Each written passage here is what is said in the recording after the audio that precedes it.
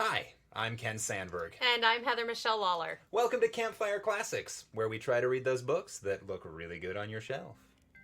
I'm in a New York state of mind. We're back. We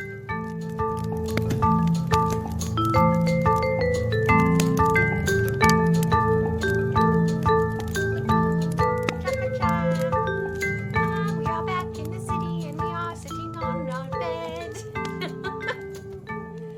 It's a musical kind of day, apparently. Yeah. So, yes, the rumors are true. We have returned to New York City. We have indeed, and we are in a 14-day quarantine in our apartment. Woo. So we're on day 2, and this is already how kooky we are. So we had almost 3 weeks in San Diego and breathing in the sea air and surviving the week-long election that was never-ending. But it, like all things, did in fact end. Whether you believe it or not, whether you've acknowledged it or not, but we're happy that it's come out the way it has. Let's just say that. It's all done, and I am excited to get back to news reports that aren't updates on Twitter. Yeah, That'll last be night fun. we watched a really good, interesting CNN story about like venom in snakes and using it to like cure heart disease and stuff. I was like, oh my gosh, this is what the news used to be. I feel so good. But yeah, getting back to that will be nice. And we're laying here. Well, we're sitting here. Lina is laying underneath the microphone, so we hear purring. She's decided to join us for our recording session. Yeah, that was her. That was her. That's her purring and wheezing because she's a monkey. So we had that, and now we're back in the city and trying to decide what's next. Yeah. So who knows where we'll come at you in the next couple weeks. So, as you know, because you are clearly a hugely dedicated fan of this podcast and have been listening for the last couple of weeks, for the month of November, we are focusing on mustaches because it is Movember, or Mustache November. This month I have been growing out my mustache in an attempt to help raise awareness and money for research into cancer and mental health issues. The mustache is finally starting to look like a mustache, not like some horrifying mold, grotesque growth thing under my nose. I don't think it ever looked like that. That's an improvement. It more looked like because he shaved. So like you rarely shave. Like you do like the electronic. Mm-hmm. But he went in and like I got him for his birthday some like nice shaving stuff. So he went in and did like the like to the face shave, clean. And so for about a week and a half, the mustache was looking like 16-year-old high school boy trying to grow facial hair for the first time. Yeah. So it almost looked like a shadow. But now it definitely is looking like a mustache. Yeah. So we will post pictures. Bye, Lina. I no longer look like a teenager. Now I look like someone who hangs out outside schools in a van. Oh, not quite. Not quite that there bad. Yet. No. Also, no one hangs outside schools in vans anymore because we can't. People are learning at home. Victory. So check. Who would have known that the greatest weapon we have against schoolyard creepers is a global pandemic? Yep, well, yeah. But also for Movember, not only am I growing out my own mustache, but we are celebrating the great Hercule Poirot and his fabulous crime-solving mustache. Crime-solving mustaches! I mean, I don't have a lot to report. I mean, it's been a weird couple weeks, and it seems like we are headed into a second lockdown. So listen to podcasts that make you giggle and take your mind off the chaos of the world. So we're going to try and make you laugh today and read you some fun mysteries about moustaches and whatnot. Do you want to know what you're reading? I do want to know what I'm reading. Are we going to jump right into it today? You are reading The $1 Million Bond Robbery. Ooh. So I picked this one because we are picking all Hercule Poirot, and we all know I can't say that word if you listened last week. I picked that one because we've been watching the Ocean's movies. In the past, week, we've watched all of them. So we've watched 11, 12, 13, and 8. So we've been very much in bank heist mode, and I was like, ooh, $1 Million Bond Robbery. That sounds like right up our alley right now. So, and with our fun facts for this one, I am going to give you the publishing date and all that, and then I'm going to tell you some fun facts about something else. So, The $1 Million Bond Robbery was originally published in April 1924. That's a lie. The $1 Million Bond Robbery was originally published in The Sketch in May 1923 in the UK. And then it was published in the US for the first time in April 1924 in Blue Book magazine. And then was eventually put into this collection of the Poirot mysteries. Poirot Investigates. So, so 1923. And what I'm going to talk about this time for fun facts, as we've done Poirot facts, mustache facts, I'm going to talk about Agatha Christie's disappearance. So, if anybody knows anything about Miss Agatha Christie or has listened to the past couple weeks, we've hinted at this. This woman, who is the most prolific mystery writer of all time, has her own mystery about her. She disappeared for a period of time in 1926, and to this day, no one knows exactly what happened. So I'm going to tell you a little story. So her father died when she was 11, sadly, and she said that's when her childhood ended. And then her mother passed away in April of 1926. So this sent her into a depression, and she ended up going on a retreat for a overwork breakdown in this little town in Europe. I'm going to tell you where it is. It's France. This little town called France. No, it's a little town. You can probably read it better than me because you speak French. Biarritz. It looks like Biarritz to me. Biarritz, and it's this beautiful oceanside town. Looks like where you would go, if you're having a tough time, aka San Diego. The ocean has healing properties, yo. So she did this, and then when she got back from this retreat, her husband announces that he's having an affair and has fallen in love with Nancy Neal. And so in August 1926, she's just come back from this breakdown retreat, and her mother's passed away, and now her husband has told her that he's in love with someone else and he wants a divorce. Wolf. So, yeah, wolf. So, 3 months later, on December 3rd, 1926, they have a fight. And her husband, Archie, has announced and told her that he's going to go on a weekend away with friends, and she's not invited. So that evening was when she was last seen. So she disappears.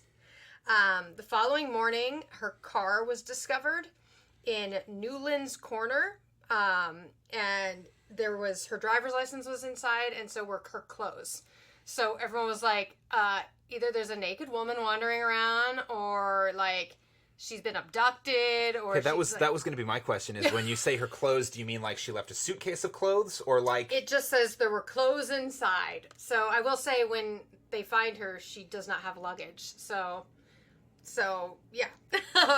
So this became a huge story immediately because this story we're going to read today was written before this happened. So she was already very famous at this point, and one of her books, The Murder of Roger Ackroyd? That was the bestseller in the world at this moment, while this was all going on. So she's very successful, but clearly how life has happened. So it went viral. This was the original viral story.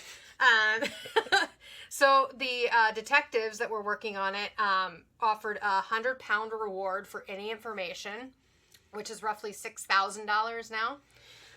Decent chunk of change. Yeah. There were more than 1,000 police officers, 15,000 volunteers, and airplanes searched the area, like, for Agatha Christie. So here we go. So the detectives also brought on 2 famous crime writers. We had Sir Arthur Conan Doyle, of course, who created Sherlock Holmes, of course, and Dorothy L. Sayers, who is the author of the Lord Peter Wimsey series. So they were brought in because they write mystery novels. So this is a mystery, and they're like, maybe they can help. Now, of course, Doyle, being the occultist that he is, tried to use his paranormal powers to solve the mystery, as you do. And he took one of Christie's gloves that was found in the car and took it to a celebrated medium. So he was trying to do exactly what the character in The Leather Funnel tried to do. Absolutely. Hey! So maybe that's what he was writing about. So he took this glove to a friend of him who's a medium, and like tried to get him to provide answers. And it just says it did not. By the second week of the search, this had spread around the entire world, and the New York Times did like a huge spread on it. So like the New York Times was like in. So it was not until she disappeared on the 3rd. It was not until December 14th. That was full 11 days since her disappearance that she was found. She was found safe and healthy and fine at a hotel in Harrogate, England. She was unable to provide any clues to what happened. She remembers nothing, she claims. And they have made lots of speculation, but they've assumed she left home, traveling to London, crashed her car, and then she had to have boarded a train to Harrogate. And then she arrived in this spa town and checked into the Swan Hydro. Now it's the Old Swan. But there was no luggage. And she used the assumed name Teresa Neal, which was her husband's mistress's name. Huh. So she checked into the hotel, she doesn't even remember, but she checked in using the name of her husband's new lover. This hotel where she checked in was like the height of elegance in the 20s. And she did nothing suspicious while she was there. And she said she was from South Africa. And she joined in at the dances that they had every night and the balls. And I don't know where she got all these clothes. I'm guessing she bought them when she got there. Because she didn't bring any luggage. Any luggage. Or, whatever. But Maybe she stole them from one of the other guests. Maybe. Or asked to borrow them. Who knows? And she even was singing in the entertainment room some nights. She'd get up and sing with the piano player. So she went and did karaoke and hit the and dance hit the club, parties and hit the club. Yeah. As you do. So the reason they found her. This sounds like it was a very typical breakup story. Crisis. Oh yeah, girls, you cut your hair, assume a new identity, aka put on an outfit you probably wouldn't normally wear, and hit the clubs and get a little drunk and forget everything.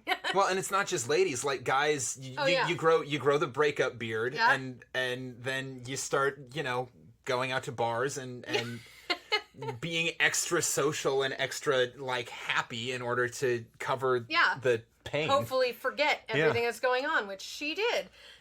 So she was eventually found only because the hotel banjo player, Bob Tappan, alerted the police because he recognized her. Huh. From the news, from the newspaper stories that were going around. They were printing her picture and showing her last known, what she was wearing and stuff. So the banjo player. Man, who would have guessed that a banjo player could do something right? Oh, damn. Do you have something against banjo players? Because I love me some banjo. No, I don't. I just thought it would be a funny joke. So they show up. Her husband comes to collect her. And she was in no hurry and was like, I have to go to the ball tonight, and goes upstairs and puts on her evening gown and like gets ready to go out. And then the police are like, no, it's time to go now. She has never spoken and never did. She's passed away now. She never spoke about the missing 11 days in her life. So there's a lot of talk about where she was. There's a lot of theories. There's a lot of movies out there and whatnot about what happened. I mean, there's a Doctor Who episode about it. There's a new series we found. It's not actually a new series, but we found this series on Showtime called Urban Myths. And season 2, episode 6 is all it's like a 28-minute speculation of what happened. But the famous thing that they say happened to her is she was in a fugue state. So a fugue state, and this is from Wikipedia, is dissociative fugue, formerly fugue state, is a dissociative disorder, and it's a rare psychiatric disorder characterized by reversible amnesia for personal identity, including memories, personality, and other identifying characteristics. The state can last days, months, or longer. Dissociative fugue usually involves unplanned travel or wandering, and is sometimes accompanied by the establishment of a new identity. So people say she was in a fugue state, and like this is something that like if someone has trauma in their life, sometimes they'll go into this like dissociative place. So they're thinking it's a way to separate yourself from this trauma or this event that you can't bring yourself to, that you can't justify in your own life. Yeah. Which kind of works in this, but like she seemed to be like no one knows, and this is what they used to describe, like to try and justify that this woman disappeared for 11 days.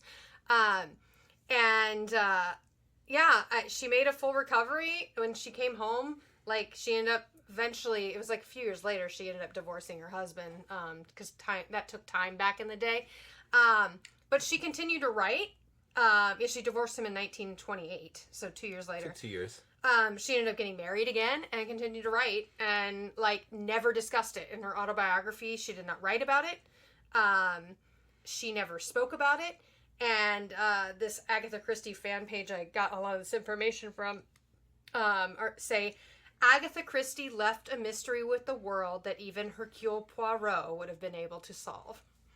So, with that is the mysterious disappearance of Agatha Christie. Of course, the most important question is, after her fugue state, did she still remember how to surf? I hope so. I hope so. I hope that didn't get taken away from her. Because what a badass. Though I think Archie was the one she used to surf with, not her new husband. So maybe that was something she kind of left behind with that relationship. Yeah. Or she got even better and got better than Archie and was like, fuck you, motherfucker. But yeah, I highly recommend that Urban Myths episode if you have Showtime or can find it somewhere. It was very fun. Like, it was a delight. It seems like a delightful series. We also watched one about Freddie Mercury and Princess Diana, which I had no idea they were friends.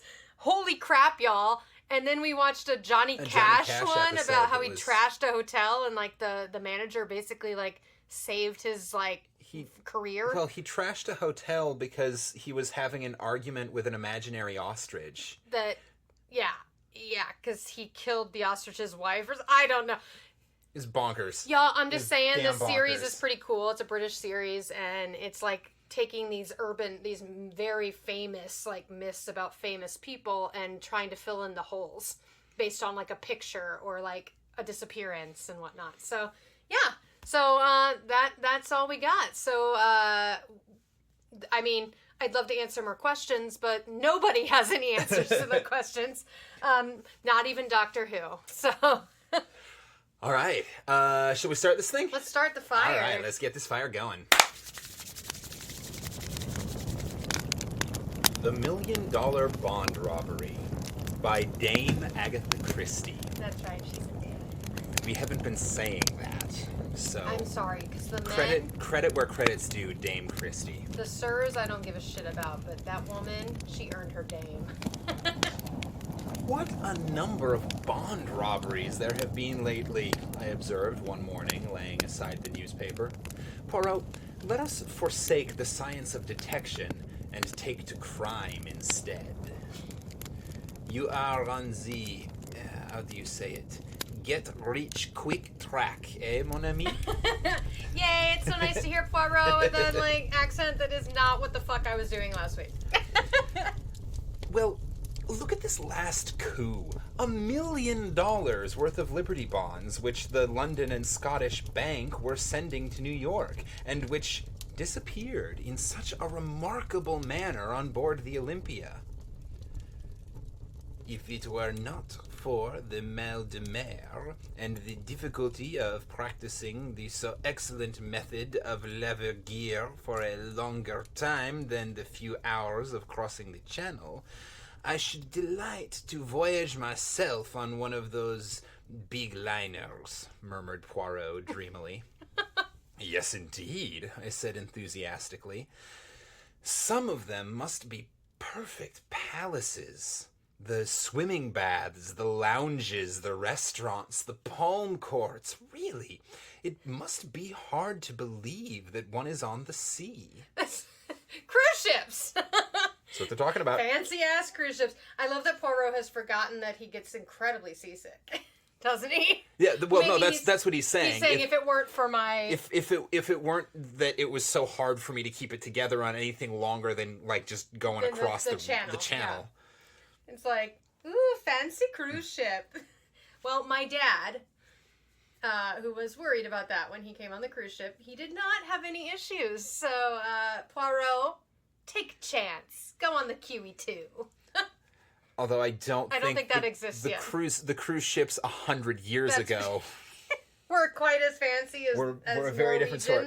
Besides, me, I always know when I am on the sea, said Poirot sadly, and all those bagatelles that you enumerate, they say nothing to me. But, my friend, consider for a moment the geniuses that travel, as it were, incognito.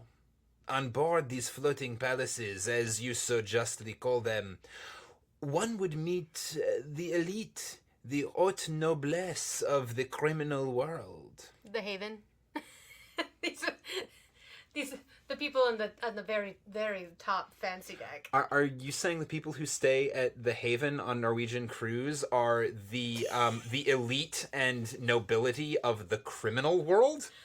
I mean, if that's... sorry, Mom and Dad. I guess, yes. That's where they stayed. I don't think all of them, but I've heard some weird stories up there, man. I guess if they wanted to blend in, they'd hang out in, the regular cabins and wear their flip-flops and their T-shirts and, no shame or shade. But I guess if they really want to blend in, they would not stay in the fancy places. No, they'd put on their flip-flops and their Tommy Bahamas and they'd go sit on the pool deck. And they'd enter the sexy arms contest. Well, they were very drunk. Oh, the stories I can tell. I laughed. So that's the way your enthusiasm runs. You would have liked to cross swords with the man who sneaked the Liberty bonds? The landlady interrupted us. A young lady as wants to see you, Mr. Poirot. Here's a card. The card bore the inscription, Miss Esme Farquhar. Oh my God, what a name! And Poirot, after diving under the table to retrieve a stray crumb, nodded to the landlady to admit her. Oh, he didn't want it to be messy for the lady. He didn't want it to be messy for the lady. He's such a classy gent. In another minute, one of the most charming girls I have ever seen was ushered into the room. She's got red hair. If Hastings describes her as one of the he's saying charming. Charming. Charming. That's a very nice word for hot. She was perhaps about 25, with big brown eyes and a perfect figure. She was well dressed and perfectly composed in manner. So she's a criminal. Probably, yeah.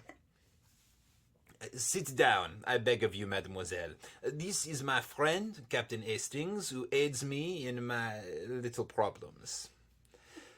I am afraid it is a big problem I have brought you today, Monsieur Poirot, said the girl, giving me a pleasant bow as she seated herself. I dare say you have read about it in the papers. I am referring to the theft of Liberty bonds on the Olympia. Some astonishment must have shown itself on Poirot's face, for she continued quickly. You are doubtless asking yourself what I have to do with a grave situation like the London and Scottish Bank. In one sense, nothing. In another sense, everything. You see, Monsieur Poirot, I am engaged to Mr. Philip Ridgway. Aha!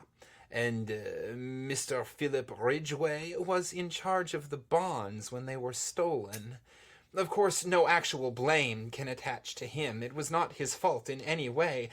Nevertheless, he is half distraught over the matter, and his uncle, I know, insists that he must have carelessly mentioned having them in his possession.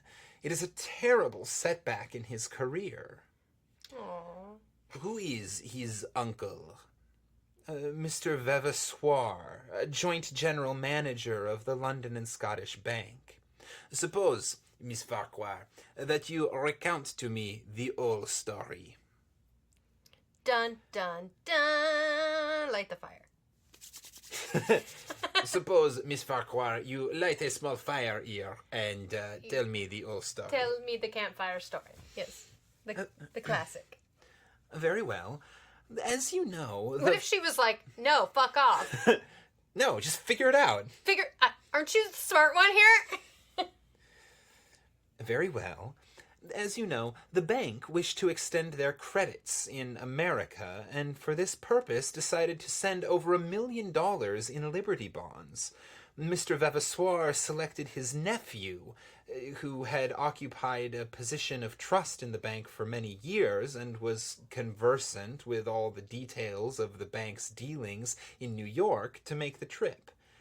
The Olympia sailed from Liverpool on the 23rd, and the bonds were handed over to Philip on the morning of that day by Mr. Vavasoir and Mr. Shaw, the two joint general managers of the London and Scottish. They were counted, enclosed in a package, and sealed in his presence, and he then locked the package at once in his portmanteau. A portmanteau with an ordinary lock? No. Mr. Shaw insisted on a special lock being fitted to it by Messrs. Hobbs. Philip, as I say, placed the package at the bottom of the trunk.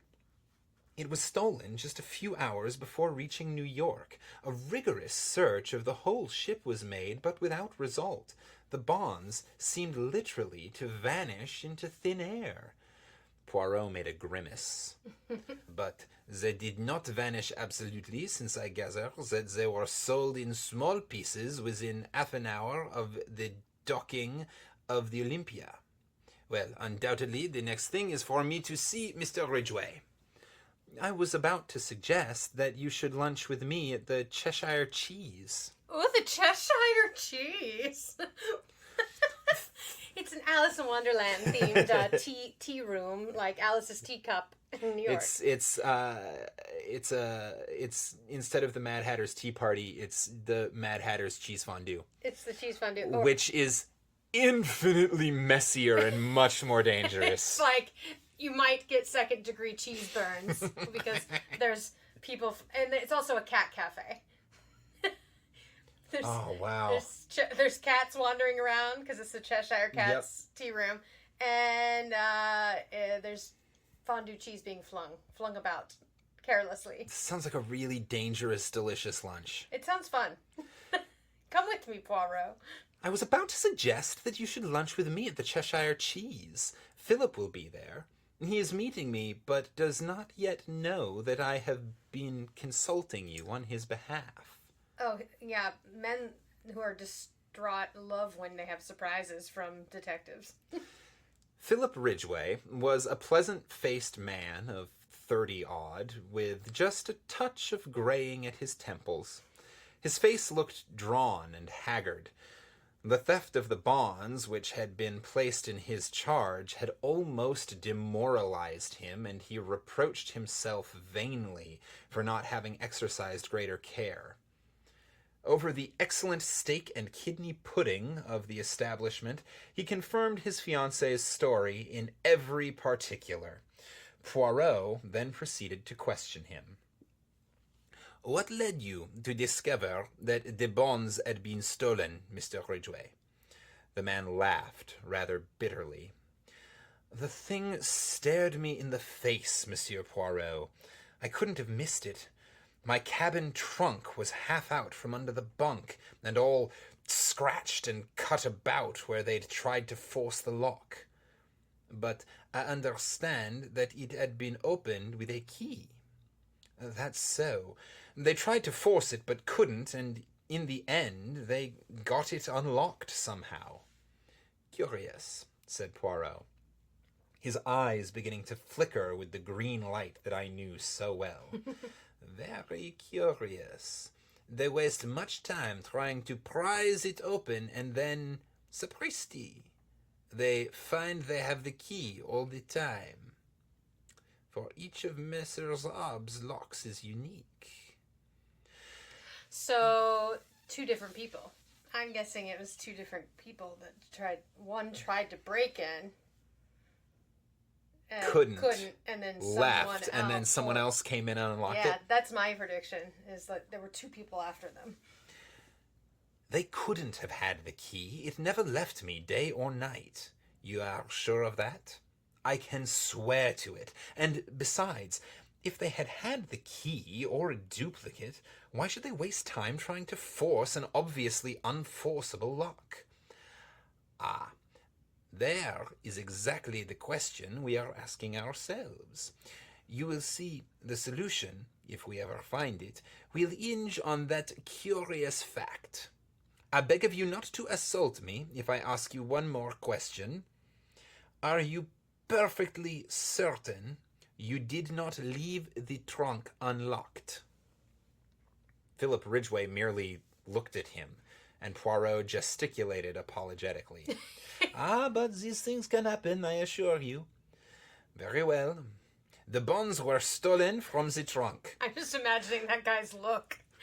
He's been fucking stressed out, like, ever since this happened, and then this guy that he's just met at the Cheshire Cat's cheese house, it's like, "You sure you locked it, honey?" I can just see his look of, like, flame and fury. "I will murder you. "I will take you out." Like, and he's like, but in fairness, "Sorry." that probably is step one in Oh, yeah. detective work, because it's the same as like when you call IT and they're like, "Is it plugged in?" Yeah. Or, yeah, did you restart it? "Did you try turning it off and turning it back on?" Yeah. Like, yeah. But at the same time, it's like, you fucking kidding me? Really? Like, yeah. I just imagine I can't read my emails. "Did you try opening them?" Email. "Ah, but these things can happen, I assure you." "Very well. The bonds were stolen from the trunk. What did the thief do with them? How did he manage to get ashore with them?" "Ah," cried Ridgway. "That's just it. How? Word was passed to the customs authorities, and every soul that left the ship was gone over with a tooth comb. And the bonds, I gather, made a bulky package?" "Certainly they did." Well, I've seen a lot of the movies. Bond does have a bulky package. Bond does have a bulky package. Oh, yeah. Shaken, not stirred, baby. "Certainly they did. They could hardly have been hidden on board, and anyway, we know they weren't because they were offered for sale within half an hour of the Olympia's arrival, long before I got the cables going and the numbers sent out.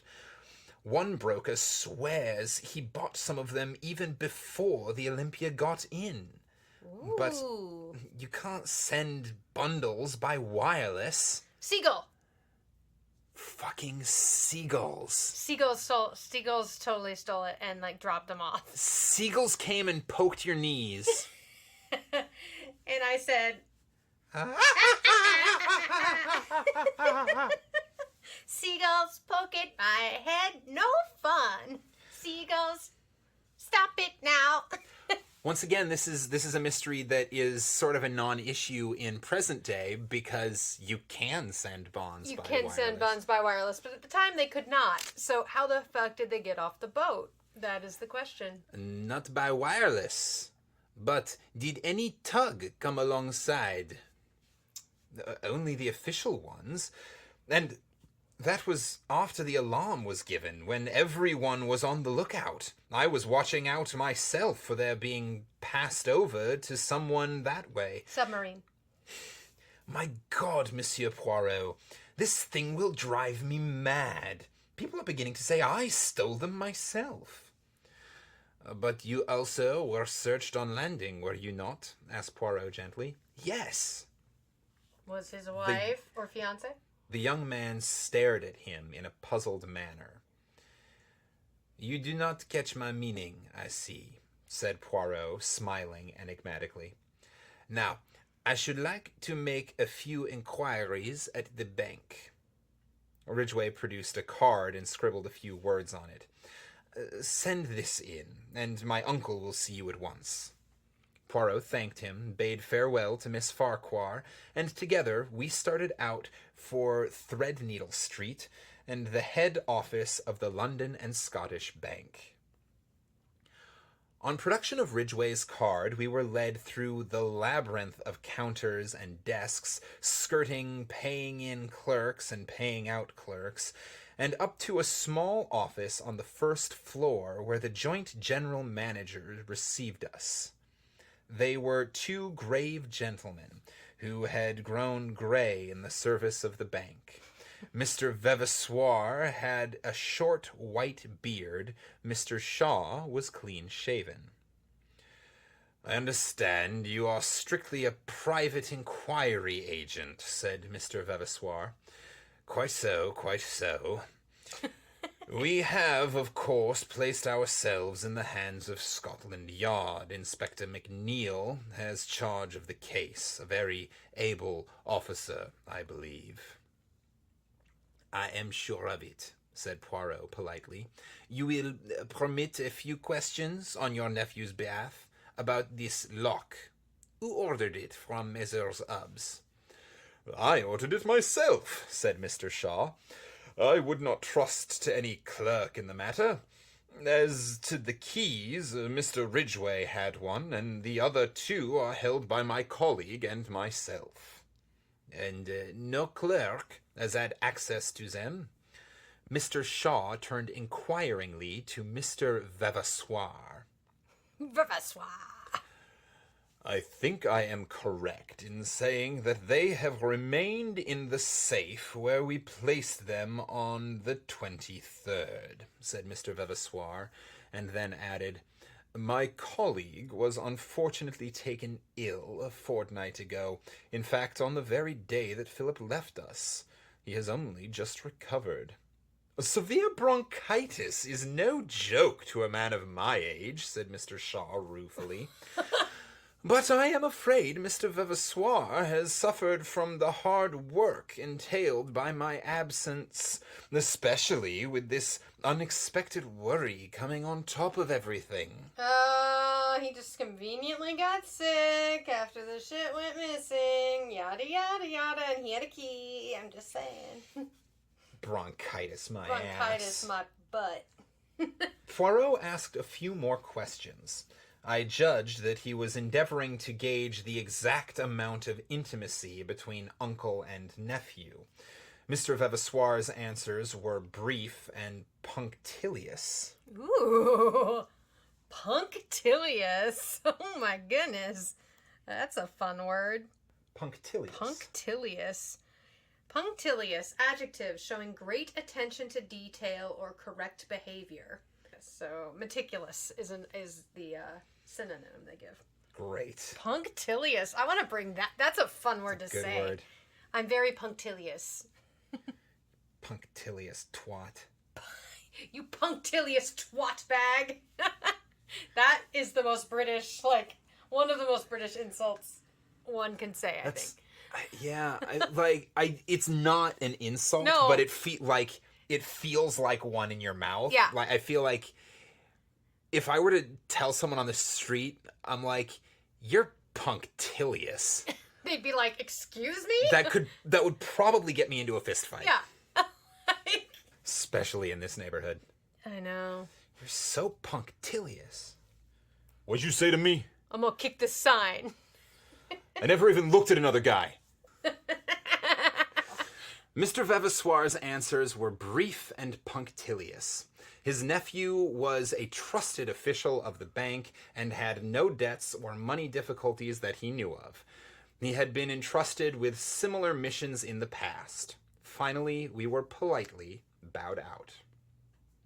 I am disappointed, said Poirot as we emerged into the street. You hoped to discover more? They are such stodgy old men. It is not their stodginess which disappoints me, mon ami. I do not expect to find in a bank manager a keen financier with an eagle glance, as your favorite works of fiction put it. No, I am disappointed in the case. It is too easy. Easy? Yes. Do you not find it almost childishly simple? You know who stole the bonds? I do. But then, we must... Why? Do not confuse and fluster yourself, Hastings. We are not going to do anything at present. But why? What are you waiting for? For the Olympia. She is due on a return trip from New York on Tuesday. But if you know who stole the bonds, why wait? He may escape. To a South Sea island where there is no extradition? No, mon ami. You would find life very uncongenial there. As to why I wait? Eh bien. To the intelligence of Hercule Poirot, the case is perfectly clear, but for the benefit of others not so greatly gifted by the good God, the Inspector MacNeil, for instance, it would be as well to make a few inquiries to establish the facts. Poirot. I wish he was self-assured. Yeah. I wish it's a shame he doesn't have any confidence in yeah, himself. He just really is could have gone somewhere. not aware of what his gifts are. Yeah. It would be as well to make a few inquiries to establish the facts. One must have consideration for those less gifted than oneself. Good Lord, Poirot! Do you know, I'd give a considerable sum of money to see you make a thorough ass of yourself. Just for once. You're so confoundedly conceited. Do not enrage yourself, Hastings. In verity, I observe that there are times when you almost detest me. Alas, I suffer the penalties of greatness. The little man puffed out his chest and sighed so comically that I was forced to laugh. Yeah. Aww, bromance. We're the two best friends that anyone could have. Tuesday saw us speeding to Liverpool in a first-class carriage of the L and NWR. Poirot had obstinately refused to enlighten me as to his suspicions, or certainties. Mm-hmm. He contented himself with expressing surprise that I, too, was not equally au fait with the situation. What a dick. I disdained to argue and entrenched my curiosity behind a rampart of pretended indifference. A rampart. Once arrived at the quay alongside which lay the big transatlantic liner, Poirot became brisk and alert.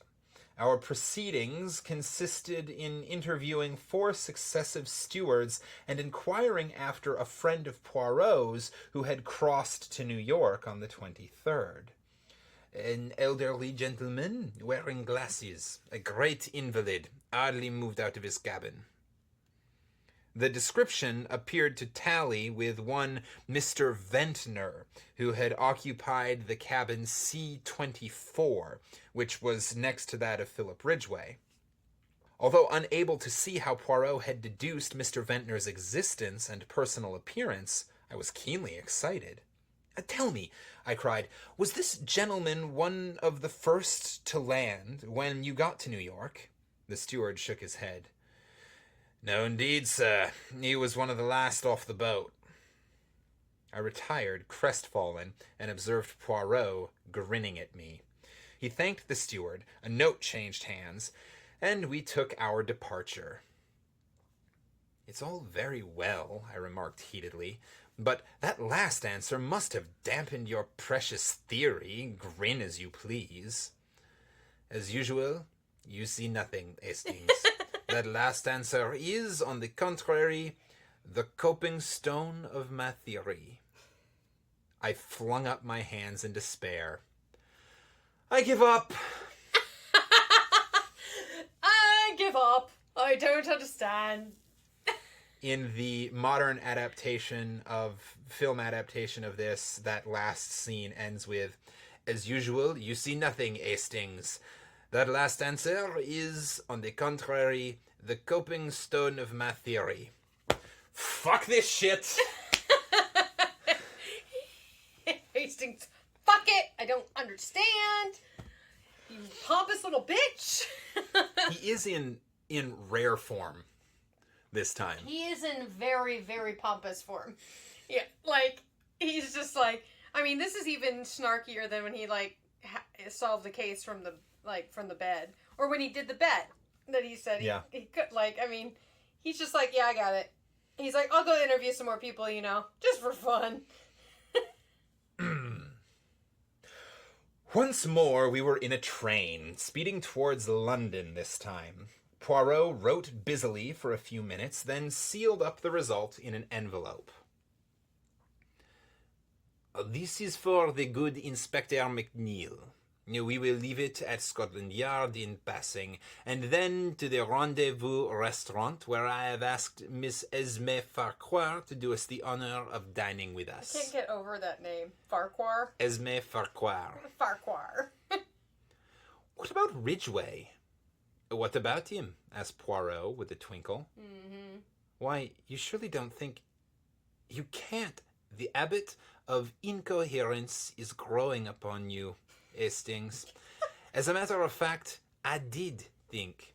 If Ridgway had been the thief, which was perfectly possible, the case would have been charming. A piece of neat methodical work. But not so charming for Miss Farquhar. Possibly you are right. Therefore, all is for the best. Now, Hastings, let us review the case. The sealed package is removed from the trunk and vanishes, as Miss Farquhar puts it, into thin air. We will dismiss the thin air theory, which is not practicable at the present stage of science. I love that he doesn't say that could never happen. He's just like, at this point, physics does not allow for transportation through thin air. In this physical realm, that can't happen. We will dismiss the thin air theory, which is not practicable at the present stage of science, and consider what is likely to have become of it. Everyone asserts the incredibility of its being smuggled ashore. Yes, but we know you may know, Hastings. I do not. I take the view that since it seemed incredible, it was incredible.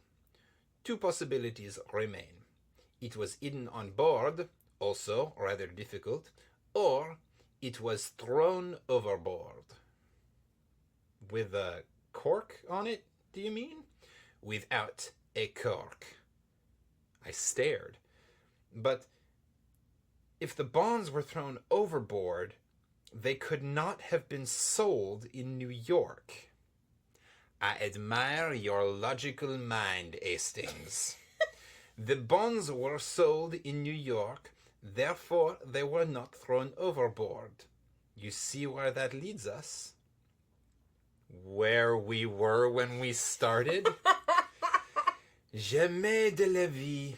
If the package was thrown overboard and the bonds were sold in New York, the package could not have contained the bonds.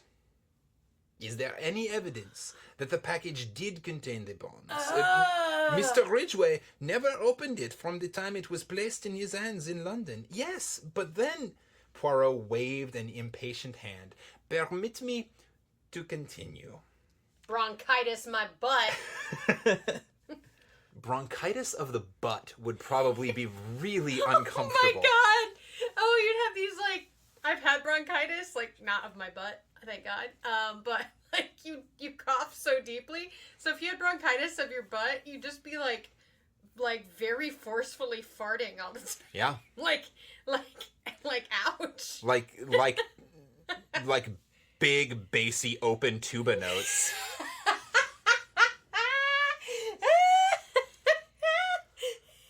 Oh, no. Gross. And when you have bronchitis, you start coughing up, like, green stuff and everything, too. So, like, well, so that's not even that big a stretch. I guess that's not that weird. Although green is... not healthy. Not a great color. Poirot waved an impatient hand. Permit me to continue. The last moment that the bonds were seen as bonds is in the office of the London and Scottish Bank on the morning of the 23rd. They reappear in New York half an hour after the Olympia gets in, and according to one man whom nobody listens to, actually before she gets in. Supposing, then, that they have never been on the Olympia at all, is there any other way they could get to New York? Yes. The Gigantic leaves from Southampton on the same day as the Olympia starts from Liverpool, and the former holds the record for the Atlantic. Mailed by the Gigantic, the bonds would be in New York the day before Olympia arrived. Wait, there's a ship called the Gigantic? Oui, there is a ship. She is called the Gigantic. Didn't they learn This is the baby cousin of the Titanic? I would assume. Wait. Titanic, Gigantic. I want to now name a family of those ships. Titanic, Gigantic, really big, kind of big, not so big. Tiny. The boat. Wee wee. The wee wee. I call it the wee wee. But it is spelled O-U-I. Yes. But it's a pun because it's the tiniest one. So wee wee. Mailed by the Gigantic, the bonds would be in New York the day before the Olympia arrived. All is clear. The case begins to explain itself. The sealed package is only a dummy. It would have been an easy matter for any of the three men present to prepare a duplicate package which would be substituted for the genuine one. Très bien. The bonds are mailed to a Confederate in New York with instructions to sell as soon as the Olympia is in. But someone must travel on the Olympia to engineer the supposed moment of the robbery. But why? Because if Ridgway merely opens the packet and finds it a dummy, suspicion flies at once to London. No. The man on board in the cabin next door does his work, pretends to force the lock in an obvious manner so as to draw immediate attention to the theft, really unlocks the trunk with a duplicate key, throws the package overboard, and waits until the last to leave the boat. Naturally, he wears glasses to conceal his eyes, and is an invalid since he does not want to run the risk of meeting Ridgway. He steps ashore in New York and returns by the first boat available. But who Which was he? Yeah. The man who had a duplicate key, the man who ordered the lock, the man who has not been severely ill with bronchitis at his home in the country, enfin, the stodgy old man, Mr. Shaw. There are criminals in high places sometimes, my friend. Ah, here we are. Mademoiselle, I have succeeded. You permit? And beaming, Poirot kissed the astonished girl lightly on either cheek. The end. Yeah! I like that one. That was a fun one. Bronchitis my butt. I was like, that man ain't got no bronchitis. Yep, I think we found our episode title. For sure. The second he said he had bronchitis, I'm like, nah. Like, sure you did. At least go with pneumonia. Okay, like, honey. At least go bronchitis that turned into pneumonia. Like, come on. You don't get to stay home that long for bronchitis. I'm sorry you don't. Like, I had many bouts of it in grad school at at Indiana, and like, yeah, it's no. Once it turned into pneumonia, now that's when it got shitty. So, do you think pneumonia of the butt would also be shitty?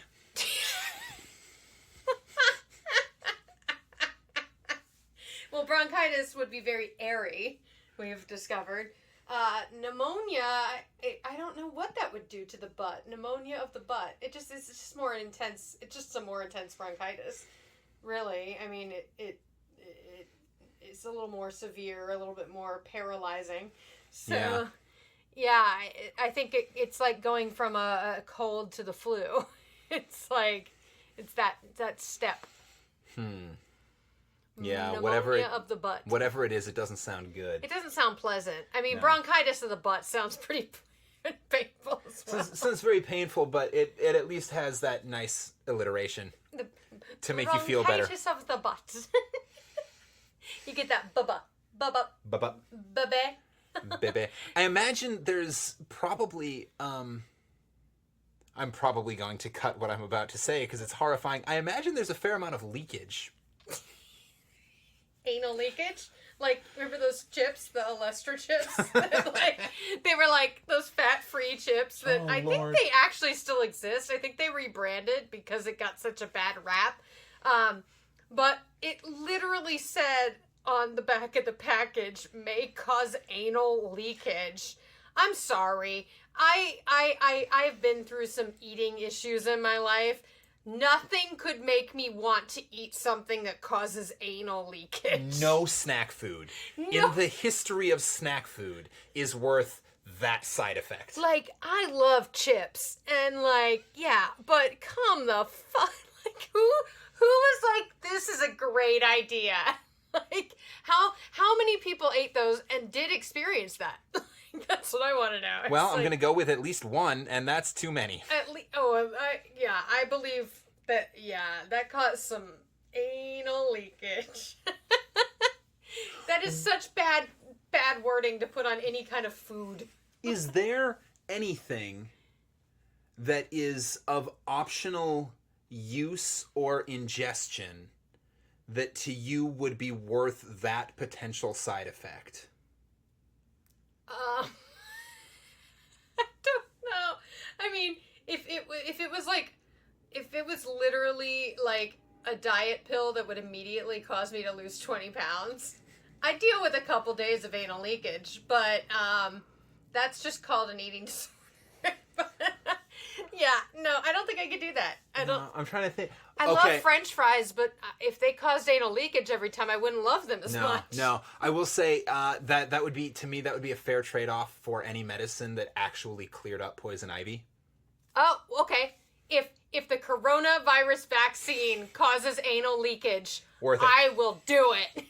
Like, if it's like 2 days, you just have to stay home, and it's like you're about to get a colonoscopy, like, and it just like drains your soul, I'm gonna treat it like a cleanse, and you move on with your life. So yeah, like, if it was a vaccine against a deadly virus or disease, then I would deal with the anal leakage. All right, so I want to say congratulations, listener, because you are, I have no doubt, the only person who has made it this far. The fact that you didn't turn this off when anal leakage became the topic of conversation makes me wonder a little bit about your sanity, but congratulations. You love us. You are the only listener who made it this far. You're our biggest fan. To you, thank you. Thank you for sticking with us. If you thought this was funny... You're our people. Awesome. Tell your friends. You should really tell your friends that you've got this show where we say some really stupid shit. And I hope that next week we can give you an even more fulfilling episode filled with other orifice leaking. Orifice stories. Orifice stories. Do you think we could do an adaptation of Orpheus that is orifice? I'm sure you could. I don't know where that would go. Neither do I yet. Yeah. But he's a musician. He is. Maybe he gets bronchitis of the butt and writes a symphony. The Orpheus orifice. The orifice of... Oh, I can't even say it. The Orpheus orifice magnum opus. Okay. Go for it. All right. All right, y'all. Well, that has been happened. upsetting. Hi, everybody. This is what happens when we're in quarantine and we can't leave our house. We start talking about Olestra. The Orpheus orifice of Orlestra. Yeah. We're done. So if you like our episodes, if you like us, you can find out more about us at www.campfireclassicspodcast.com. Really, what we need right now is for you to pass us along to a friend. If you've enjoyed us, pass us along, share, subscribe, leave reviews on wherever you're listening to us. We love a good 5-star review, and then give some feedback. It's how we grow our podcast and how we come up with even more disgusting things. Also, yes, please share with friends. Yes, please subscribe if you haven't already subscribed. It's just good to know how many people are listening on the regular. But also, shoot us an email and just let us know that you're listening, and let us know what you maybe want to hear more of, or what you maybe want to hear less of. Yeah, so we really love interacting with our listeners, and it seems like we have a set group of people that are really listening a lot, so we'd love to hear from you.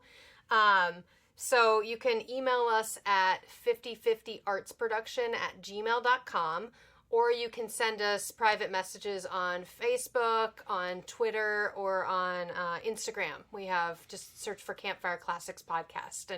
Or on our website. Or on our website, you can send messages. So again, www.campfireclassics.podcast.com. Yeah. So yeah, you can find us. We're all over the Googles now. And we'd love to hear from you. Whatever you want to share. If you have an author you'd like us to read, because we only have one more episode of Miss Christie and Poirot for now. Also, consider checking out Ken's Movember page and checking the status of his moustache. Yes, that would be much appreciated. Love a visit. If you want to help us raise money, you drop a little money on the thing. They've got a donate button. Or you can just look at his face. It's what it is. Or you can just look at my face, and that's fine. And then listen to the podcast while you look at his funny mustache. So, yeah, I think that's it. That was a fun one. We learned about Agatha Christie's disappearance and bronchitis of the butt. Productive. Also read a mystery. Yes. I mean, that's what we usually do. We read a very good, classic, well-written novel and then spoke of anal leakage. So that seems about on par with where these go. That's upsettingly on brand.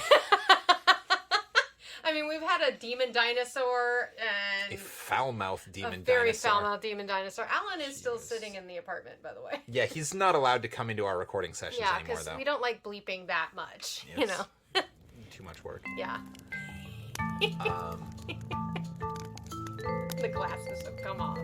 We done? I think we're done. Great. Let's do it. Thank you We'll very see you much next for week. listening. This has been Campfire Classics, where we try to read those books that look really good on your shelf.